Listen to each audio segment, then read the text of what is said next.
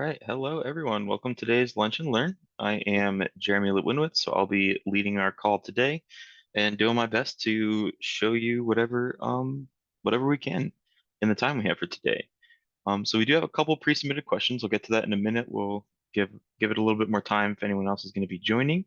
But if you do have any other questions that you have not submitted one, please feel free to ask in the chat, and we'd be happy to try to get those answered today. So we'll give it another minute or two to see if anyone else will join, and then we can get started.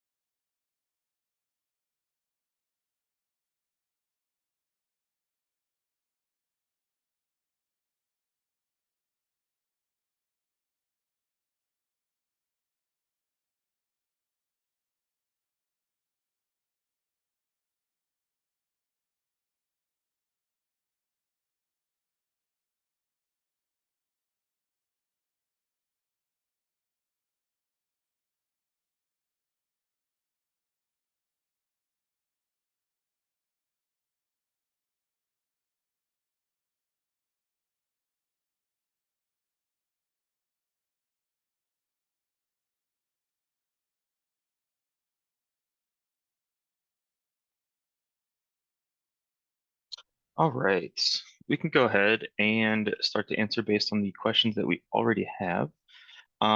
So we had two pre-submitted questions. One of them, it looks like the person that submitted the question is not on this call at the moment, so I will hold off on that one for now, and we'll come back to that. The other question that we have is from Elon.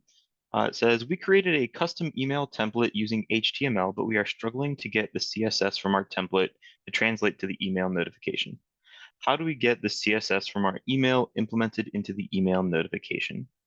Elon, I'm going to let you talk. If you could care to just share a little bit more about what you're trying to do and what you've tried so far to see if I can help. Yeah, so we created an email template using HTML. And in our flow and decision, how it's set up is we have a custom merge step and then a send email step. And in the custom merge step, we pasted the HTML in there, and because we do have some dynamic variables that we want to also merge. But when we get the email notification, none of the CSS is implemented in there. So our question is, how do we get the CSS to be displayed in the email notification?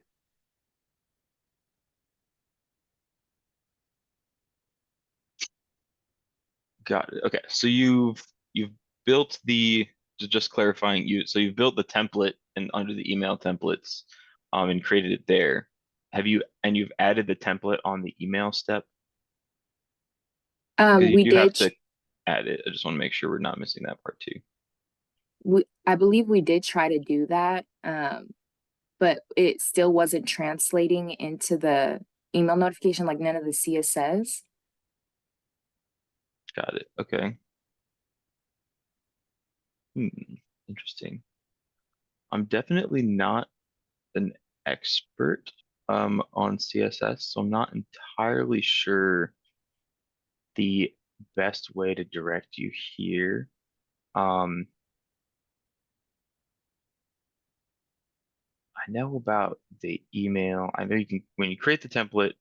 Um, so like I don't have any specific examples in here, right? But if we have our email templates, right, we can create the template here. You're saying you've added your email template with everything that you've built here, and it looks, to your knowledge, it looks good, like the way that you created it when you added it here, right? Like you can Yes. preview it and everything. It looks like it's what your main goal is. Yeah. And then when you've added it on the email and you actually receive it is where you're saying is you're not seeing that CSS being implemented. Yeah. We had tried that method, but I think now we're trying a method like with the end velocity custom merge step. Do you Okay. do you know, like, do you have any more information on that? Like if we could just like paste our template into there and then have our dynamic variables changed? Or is it only through that method that we have to upload our template and then? Oh, that is not it. I had an example of an end velocity step that was set up. I just don't remember where it's at.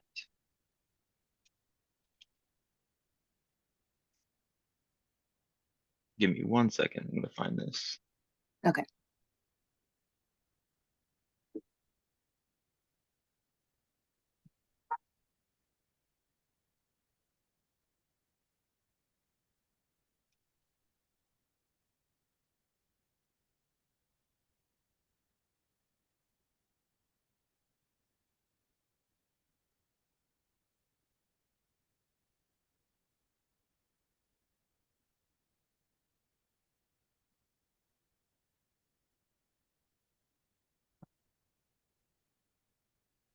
Uh, okay. So you're saying that now you're trying to use a custom merge in velocity step Yes. here, right? Yes. Yeah. And so then what are you're having trouble with getting is it getting the variables that you want? Is where's the issue then with this? Well, we figured out like how to get the variables to change in there, but Hmm. when we do this, is the CSS only coming from if we upload the template, or can we get it from like through this step as well? Got it. Okay.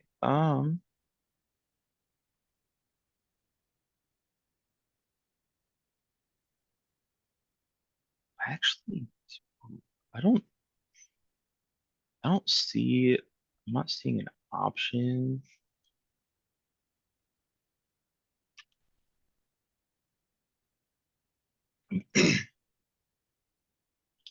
I don't know if you can add I don't know if there's an actual separate option to add CSS specifically to this. So yeah, I guess that's a good question. I don't see an obvious option to adjust or change any CSS on something like this. So I wish I could give you a more straight answer, but I'm not 100% sure on that. Um, I think the documentation said that it could, like it did allow for the CSS, but I guess we're not sure how. Maybe if we pull up the document, let me pull up the documentation.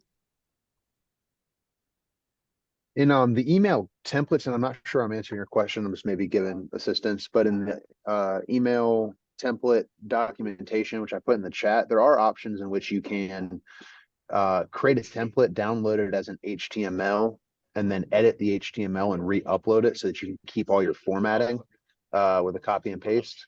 But I don't know if that actually answers your question because I know you wanted CSS format. Okay, you did that. Okay, sorry. Yeah, just trying to give options. Okay, yeah. So if we already have the each or HTML made already, can we just, I guess like we're just struggling with the CSS because all the text and everything shows up. Uh, just the CSS is not translating correctly. okay. Yeah, I think in this case, I think your best bet would to be to send an email to support@decisions.com. I think they'll be able to get back to you and like check and see if there's either some issue with this or they'll definitely know like where you can make sure that that CSS is getting pushed exactly as you want it. Um, so yeah, I think if you email support@decisions.com, they'd definitely best be able to help you get what you need there. Okay. Yeah, I wish I could be more help. I'm just not as familiar with that, so I think that's probably your best bet to get what you're looking for. Okay, we'll go ahead and do that. Thank you. All right. Yeah, of course. Oh, good timing, Helmut. I skipped your question because I noticed that you were not in the chat yet. And since we just finished this one, we can go to yours. Helmut also asked a question in the pre-submit questions. And the question was, in another Lunch and Learn, it was mentioned that the process view of a process folder could be customized. Can you show a small tutorial on how to do this and show a little of what is possible? So yeah, I can definitely do that. So we'll take a quick look at this. So I'm going to use one of our training projects just as an example because this already has a setup process folder prepared, and it just uses the default. So here's just the basic view of the process folder. Nothing changed here. This is just the default view that you can find from here. But what's interesting here is this is just a page, and we can change this page. So using any of the features that we have when you're building a page, you can actually just build that from here. And if you search default process in your search bar, you can actually find that page that this is pulling from. So it's the default process view page. Now this is system-wide, so it's not usually, it points out this is system-wide used by a bunch of things, so it's not really recommended to edit it. But if you want to make any, like small changes to this or large changes to this even, you definitely can do that.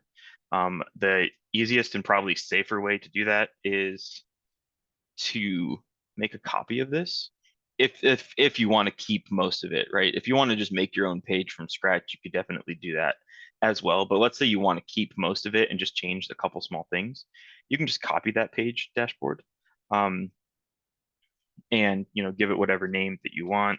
So since I'm going to use this for my travel splash as a example, we're going to make a travel splash process view. Create a copy of this, and I could use this now to edit or make some changes. So it's not going to be the main default thing, but it could get used later. But maybe I don't want this properties view. I don't really care about that or something. Maybe I want to add like an image or something like that to this. Uh, oops. Add an image. Just use one of these default images just for an example here. So that my process views can showcase this and whatever else I want to change, right? Like the options are limited to anything that you can have in the page designer, right? I can add pie charts, I can add other links, I can add other like buttons that'll do actions, like anything that you can think of that you can do on a page, you can do here to change and adjust where this is or what it's coming from. Now, it's also important to note it's not going to change any past or already created process folders. So, it's not going to persist here. But what I can do is if I go to my flow where my step has a setup process folder, I actually have this option on the properties under process folder to use a custom process view. And so from here, I can actually just pick that report or anything that I've created, right? And now any new things that are run through my setup process folder step will create that page and it'll show, okay, here's everything, anything new that I create, it'll showcase that item. So if I just run some quick data through here, obviously nothing's going to happen. But if I take a look at this, I've got my new view that I've created.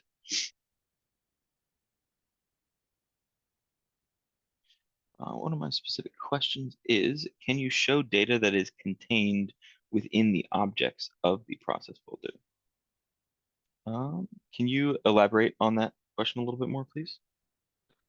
Yeah, so I guess in our hypothetical situation here in the process folder, we have like a flow execution or an FEE that's contained within the process folder, and there's lots and lots of fields in that FEE. Is it possible to elucidate the data that's in those fields and show it here on the page, or is that not possible? Because I can see, obviously here we've been able to show like the status and some metadata that exist as a part of the process folder, but can you show data that lives within the process folder? Does that make sense? I think I understand what you're going for here. So you're looking for like further Like, items. yeah, like the actual values that you would be saving in the fields of an object inside of a process folder. Okay, got it. Let's go back to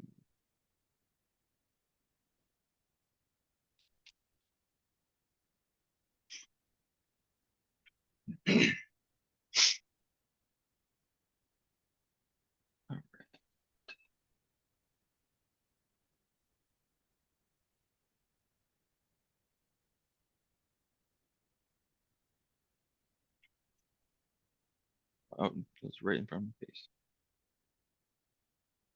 So, I mean, just in a similar, like you can, um, like you have like the report viewers as an example, right? And that report viewer could be reporting on anything.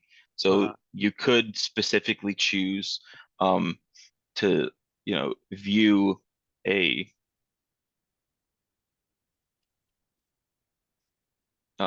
though this is just one example, but right, like if I'm looking for anything, I can look, oops, right? I have my travel requests information, right? So I can have my, this is what this specific process folder is built on. But Right. right, but I can create my report and I can filter it based on anything. So I can grab the items from there in a report format. Hmm. So that's one way because I can definitely add whatever item I need and add any data fields or any filters that I want to specifically pull from that. Right. Um, and including things like current folder, right? Because we have these folder filters if we want to look at like or in there right, for current folder and stuff like that. That'll allow us to make sure that it's just looking in the specific folder that I want. Mm. Um, uh, just throw one in there. Great. And so now if I have any data in this, I believe it'll show if I have the for current folder set up in there, I believe it'll show only the information in that process folder that I have opened. And it may, if I'm incorrect, it may just be a little bit more configuring to make sure that it's definitely doing that.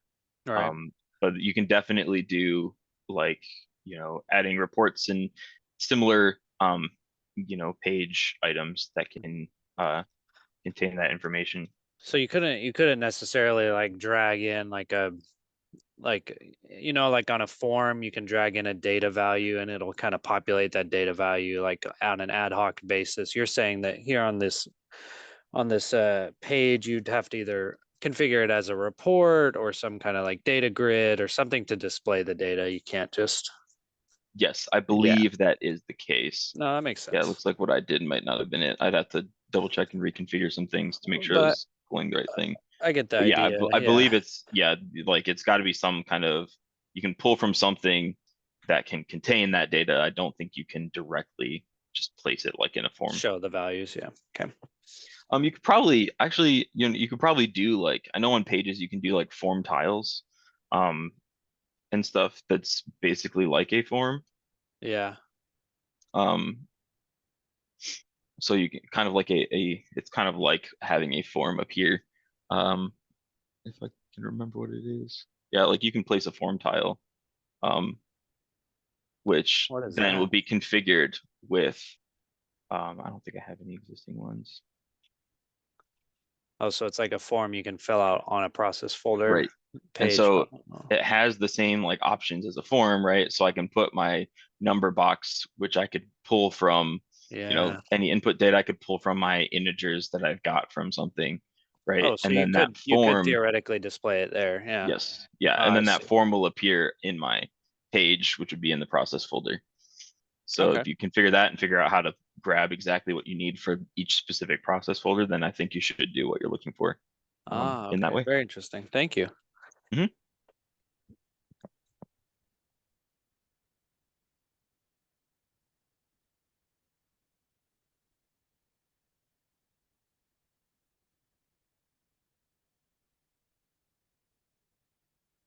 All right.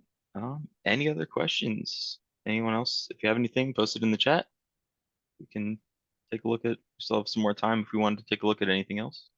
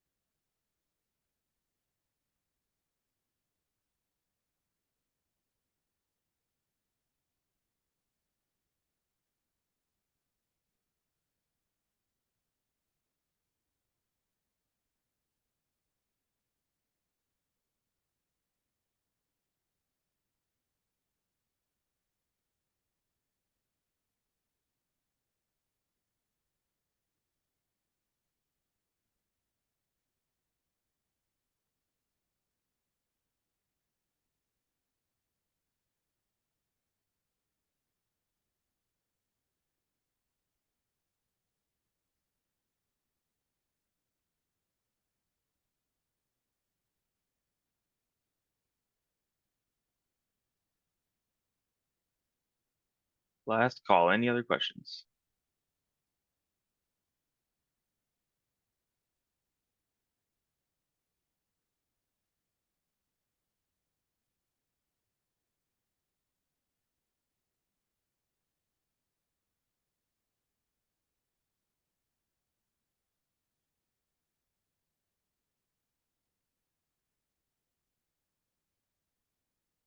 All right. Well, it looks like a few of our attendees have already left anyway. So I think we'll end our lunch and learn for today. But thank you all for joining. Thank you for the questions that we've had.